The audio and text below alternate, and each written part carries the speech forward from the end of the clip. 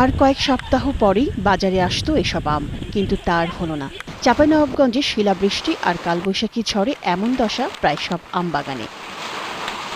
এবছর চাঁপাইনবাবগঞ্জে ২৬,১৫০ হেক্টর জমিতে আম চাষ হয়েছে। আম বাগানগুলোতে এবার রেকর্ড পরিমাণ মুকুল ও ভালো ফলনে সবাই আশায় বুক বেঁধেছিল, কিন্তু প্রায় পেকে যাওয়া আম ঝরে পড়ায় হতাশ আম চাষি, বাগান মালিক ও ব্যবসায়ীরা। শিলাবৃষ্টিতে আমাদের ব্যাপক আম ফলের ক্ষতি হয়েছে। আম এখন শূন্যের কোঠায় গাছে। এই অবস্থায় আমরা হতাশাগ্রস্ত হয়ে পড়ি। আমরা আম চাষিরা একেবারেই শেষ হয়ে গেছে, বিরাট ক্ষতিগ্রস্ত। এরকম এর আগে আমাদের যে ক্ষতি হয়েছে এটা আমার মনে পড়ে না। বেসরকারি হিসেবে এবার ৫০ থেকে ৬০% আম বাগান থেকে ঝরে পড়েছে। তবে স্থানীয় কৃষি বিভাগ বলছে ক্ষতি হয়েছে ১০ থেকে ২০%।